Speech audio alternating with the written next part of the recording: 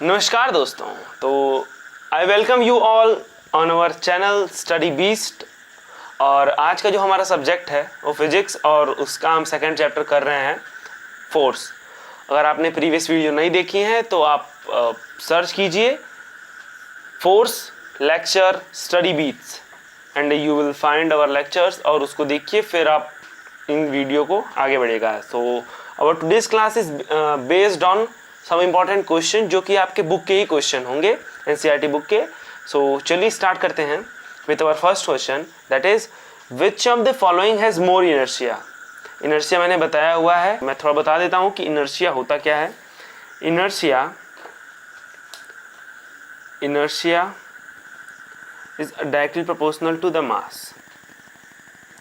Inertia जो हमारा होता है वो मास से डायरेक्टली प्रोपोर्शनल होता है। इनर्शिया क्या होता है कि ये प्रॉपर्टी होती है हर ऑब्जेक्ट की। जैसे कि अभी इस पेन की टेंडेंसी क्या है, इस ऑब्जेक्ट की टेंडेंसी है रेस्ट पे रहने की, तो रेस्ट पर ही रहेगा। और अगर कोई चीज़ मोशन कर रही है तो मोशन ही करेगी।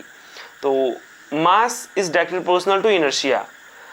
अब हम क्वेश्चन पढ़ते हैं कि इसमें पूछ रहा है सबसे अधिक इनर्शिया किसके पास है। तो पहला पार्ट है हमारा कि rubber ball and stone of same size. तो स्टोन भारी है या रबर बॉल हल्की है? मेरे हिसाब से मैंने दोनों बातें सही कही हैं, मतलब कि स्टोन भारी है और रबर बॉल हल्की है। तो स्टोन हैज मोर इनर्शिया, होगा कि नहीं? होगा। उसी तरह अब बाइसाइकिल एंड ट्रेन, तो ट्रेन भारी है और बाइसाइकिल हल्की है, and that's why train has more inertia. Similarly, we will solve our third question, that is a 5 rupee coin and a 1 rupee coin. 5 का सिक्का और 1 रुपए का सिक्का। तो भारी कौन हुआ? 5 रुपए का सिक्का। Okay, so this was our first question. Now discuss our second question. So our second question is, in the following example try to identify the number of times the velocity of the ball changes. इसमें कह रहा है कि एक example दिया हुआ है, एक केस दिया हुआ है जिसमें आपको ये पहचानना है कि वेलोसिटी आपकी बॉल की कितनी बार चेंज हुई।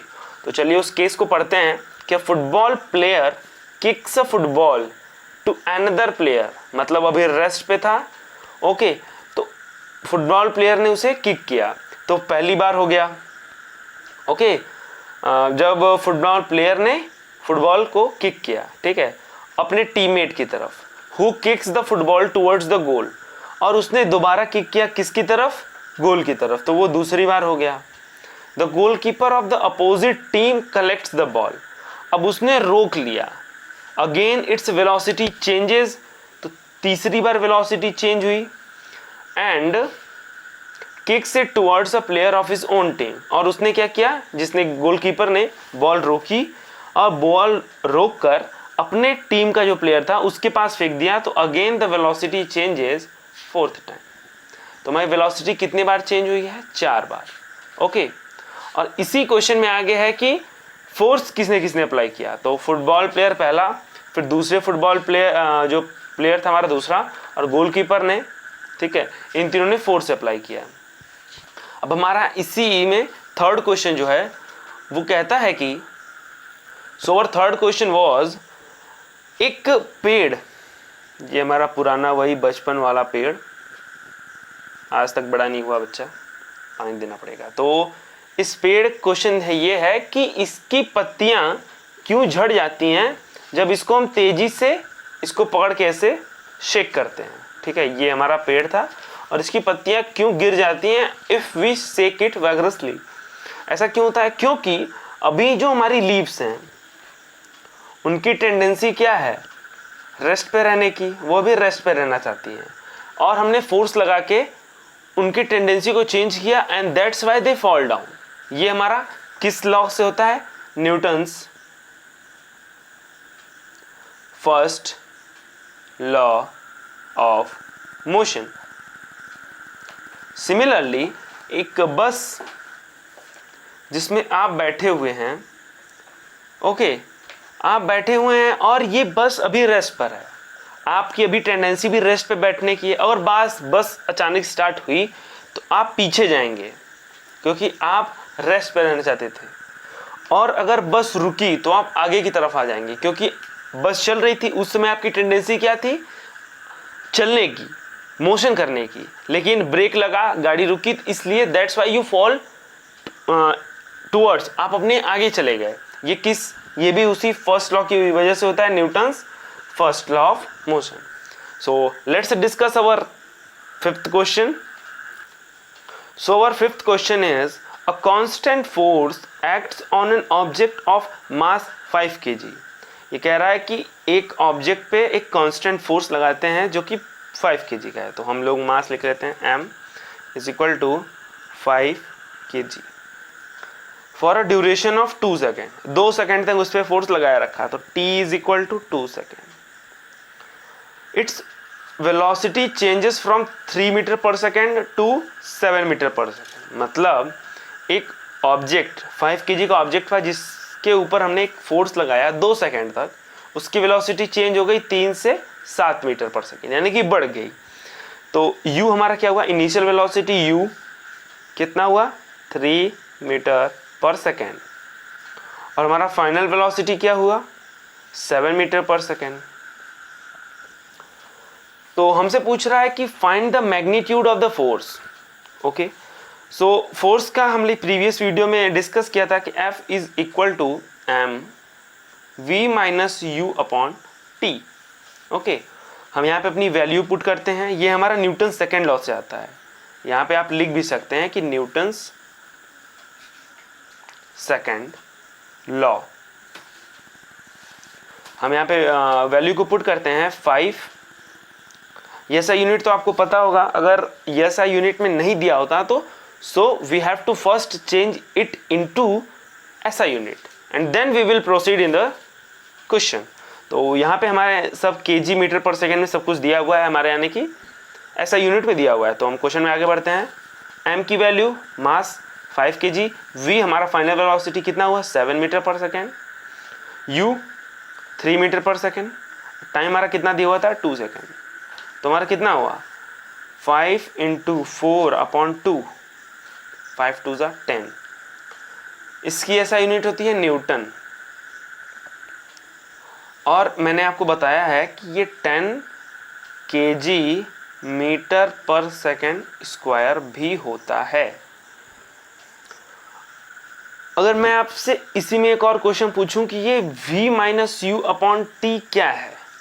v minus U upon T is equal to, ये किस क्वांटिटी को डिनोट करता है? तो आप क्या आंसर देंगे? Yes of course acceleration. Acceleration को आप बताएंगे। ओके, तो अब हम क्वेश्चन में आगे बढ़ते हैं कि if we apply the same force for 5 second what would be the final velocity. ये बोल रहा है कि अगर इसी जो हम लोग 2 सेकेंड तक फोर्स को अप्लाई कर रहे थे, if we apply the force for 5 second what would be the final velocity. तो सेम फोर्स है, सेम फोर्स यानी कि फोर्स हमारा कितना है 10 इज इक्वल टू m हमारा मास कितना है 5 kg। फाइनल वेलोसिटी हमसे पूछ रहा है, फाइनल वेलोसिटी यानी कि v पूछ रहा है। u हमारे पास कितना था? 3 मीटर पर सेकेंड, टाइम हमारे पास कितना है 2।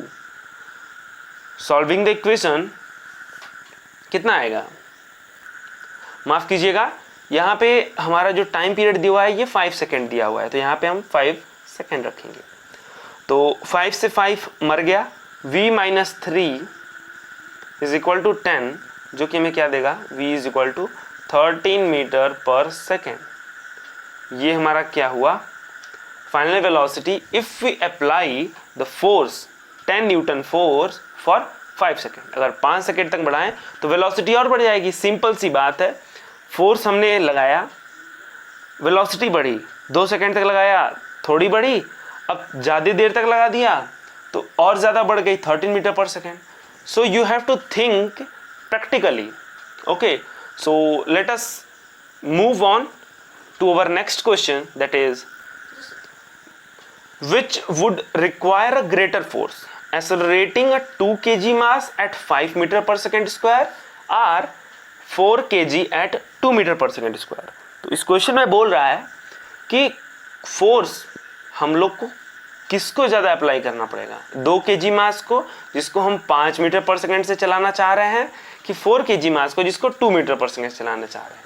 तो हमें we have to find out the force for both the cases. दोनों ऑब्जेक्ट के लिए अलग अलग फोर्स निकाल के हम पता कर लेंगे कि किसके लिए अधिक जरूरी है, किसके लिए अधिक लगेगा। So let's us find out. तो F is equal to m into a. हमने ये प्रीवियस वीडियो में चर्चा की थी, इस बात की, इस फॉर्मूले की बात हुई थी। तो मास 2 kg into 5 metre per second square. तो हमारा वैल्यू कितना आएगा, 10 kg metre per second square, जिसको हम 10 न्यूटन भी बोलते हैं। ओके, तो ये हमारा पहला फोर्स हो गया। दूसरा फोर्स, इसको मान लेते हैं F1। ओके, अब F2 फाइंड आउट करते हैं। तो हमारा 4 kg मास को 2 मीटर पर सेकेंड से एक्सेलरेट कराना है। तो मास हमारा कितना हुआ, 4 इंटू 2 मीटर पर सेकेंड चलाना है, तो 4 2 जा 8 metre, 8 kg metre per second square, इसको हम 8 न्यूटन भी बोलेंगे। ओके, तो ये इस पहले वाले को 10 न्यूटन फोर्स चाहिए और दूसरे वाले को 8 न्यूटन। तो बड़ा कौन है, 10 न्यूटन बड़ा है और 8 न्यूटन छोटा है। Yes of course. So F1 is greater than F2 and hence 2 kg mass require more force, greater force than 4 kg mass. Okay, तो चलिए आगे बढ़ते हैं अपने नेक्स्ट क्वेश्चन की तरफ। A motor car is moving with 108 km per hour and it takes 4 seconds to stop. Calculate the force exerted if the mass of the motor car with the passenger is 100 kg.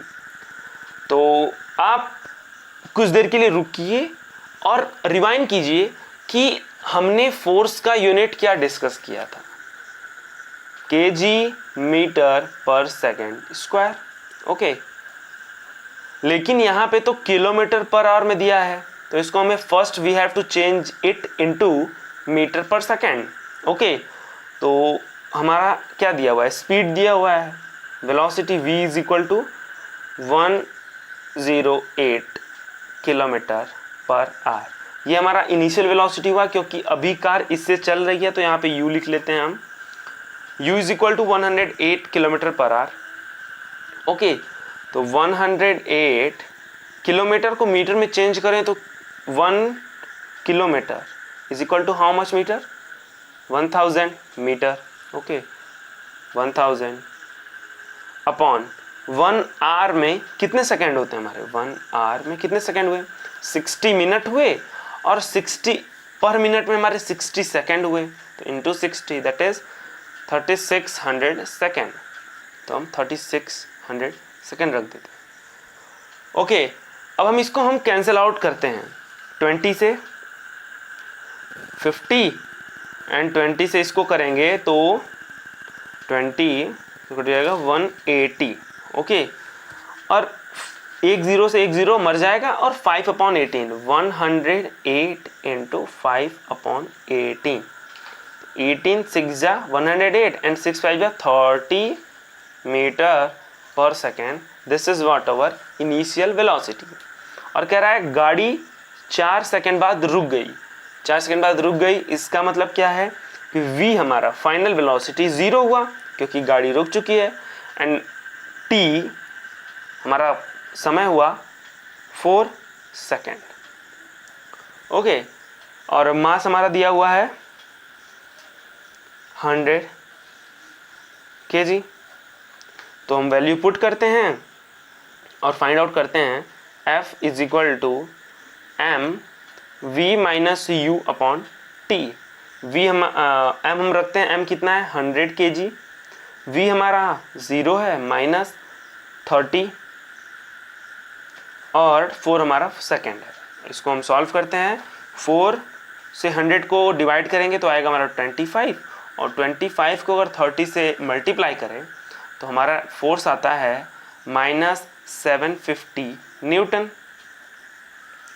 अब यहाँ पे आप सोच रहे होंगे कि what does this minus sign denotes, ये minus sign हमें क्या दिखाता है? तो ये दिखाता है कि जो हमारा गाड़ी है, मोटर कार है, उसने क्या किया है? रिटार्डेशन किया है। रिटार्डेशन इसका मतलब क्या? गाड़ी का जो एक्सेलरेशन था वो निगेटिव था, यानी कि गाड़ी रुक रही थी, फाइनल वेलोसिटी 0 हो रहा था। फोर्स हमारा गाड़ी को रोकने के लिए लग रहा था, न कि उसकी स्पीड को बढ़ाने के लिए। ये निगेटिव साइन यही बताता है कि वेलोसिटी अब 0 हो रहा है, धीरे हो रहा है, गाड़ी धीरे हो रही है। Okay, so let's move on to our next question. A force of 5 newton gives m1, हाँ m1 हमारा मास है, an acceleration of 10 metre per second square. एक हमारा 5 न्यूटन का फोर्स हम m1 मास के लिए लगाते हैं तो वो एक्सेलरेशन उसके लिए कितना होता है? 10 मीटर पर सेकेंड स्क्वायर। और एक दूसरे मास पे उतना ही फोर्स लगाते हैं तो उसके लिए acceleration 20 metre per second square होता है। तो क्वेश्चन में पूछ रहा है कि what will be the acceleration when both the masses are tied together. अगर दोनों मासों को एक साथ जोड़ दिया जाए तो उनका फाइनल एक्सेलरेशन क्या होगा? फोर्स हमारा उतना ही लगेगा और हमें फाइंड आउट क्या करना है? अब हमें एक्सेलरेशन फाइंड आउट करना है। तो F is equal to m into a. m हमारा कितना हो जाएगा? m1 plus m2, m1 plus m2 into a. A हमें फाइंड आउट करना है, 5 न्यूटन का फोर्स लगेगा। और क्वेश्चन में आगे बढ़ने से पहले अब हमें फाइंड आउट करना क्या होगा? m1 plus m2। Okay, m1 m2 हमको पता नहीं है, तो चलिए हम फाइंड आउट करते हैं यहाँ से कि F1 जो कि 5 न्यूटन का फोर्स था, m1 मास के लिए लग रहा था। F1 is equal to m1 a1। Okay, ये हमारा पहला इक्वेशन हुआ। F1 हमारा कितना नहीं था? 5 न्यूटन। m1 हमें फाइंड आउट करना है इंटू a1।